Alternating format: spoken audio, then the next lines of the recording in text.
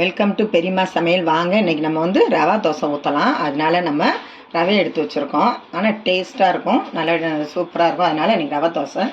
ரவை வந்து 1 டம்ளர் எடுத்து வச்சுருக்கோம். அதே டம்ளர் மாதிரி 1 டம்ளர் மைதா மாவு, 1 டம்ளர் அரிசி மாவு, அதே டம்ளரில் 1 டம்ளர் அரிசி மாவு. இப்போ 3ஐயும் சமமாக ஒரு டம்ளர் எல்லாத்துலேயும் எடுத்துருக்கோம். அப்போ உப்பு சேர்த்துக்கலாம், சால்ட்டு.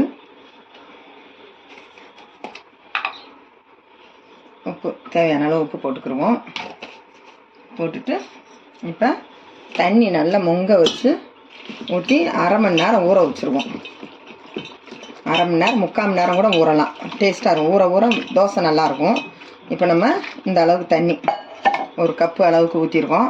தேவைப்படும் போது எல்லாம் ரெடி பண்ணும்போது நல்லா தண்ணி கரைச்சி சேர்த்துக்கலாம். இப்போ அரிசி மாவை ஊற வச்சுருக்கோம்.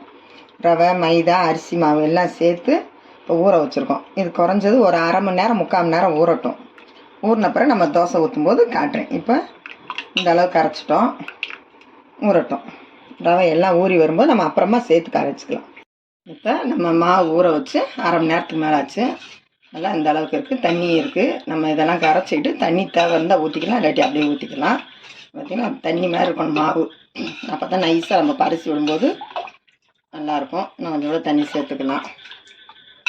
இப்போ அதுக்கு என்னென்ன எடுத்து வச்சுருக்கோம்னா, ஜீரகம் 1 ஸ்பூனு, பச்சை மிளகா கட் பண்ணி வச்சுருக்கோம். இஞ்சி நல்லா பெரிய துண்டாக பொடி பொடியாக கட் பண்ணி வச்சுருக்கோம். மிளகு 1 ஸ்பூனு, கொத்தமல்லி தழை ஒரு இது அளவுக்கு பண்ணியிருக்கோம். ஒரு 2 கருவேப்பிலை கொத்து கட் பண்ணியிருக்கோம். இப்போ எல்லாத்தையும் போட்டு நம்ம ஒன்றா கரைச்சிக்கலாம்.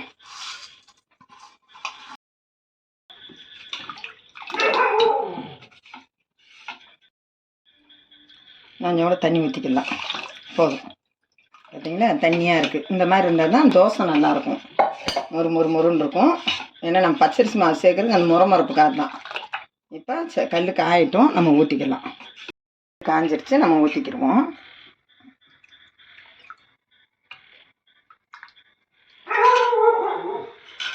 இப்போ ஊற்றிடுவோம். அடுப்பு ஃபுல்லாக வச்சுருக்கோம், அப்போ தான் அந்த இது நல்லா வரும். ஊற்றி நம்ம வேணால் குறைச்சிக்கலாம்.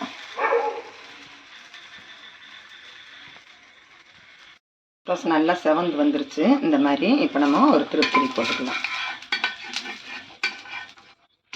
பார்த்தீங்களா, ரவை தோசை சூப்பராக மொறுன்னு இருக்கும். இதே மாதிரி நம்ம ஊற்றி தேங்காய் சட்னி, கார சட்னி சாப்பிடும்போது தோசை ரொம்ப டேஸ்ட்டாக இருக்கும். இப்போ நம்ம இன்னும் ஒரு 2 நிமிஷம் தட்டி விட்டு எடுத்துக்கலாம். ஆயிடுச்சு, இப்போ எடுத்துக்கிடுவோம். நல்லா வெந்துருச்சு, 2 பக்கமும் நல்லா மொறுன்னு இருக்குது. பார்த்தீங்களா, தோசை இது நம்ம ரவா தோசை எடுத்துக்கிட்டோம். இப்போ இருக்க மாவையும் ஊற்றிக்கிடுவோம்.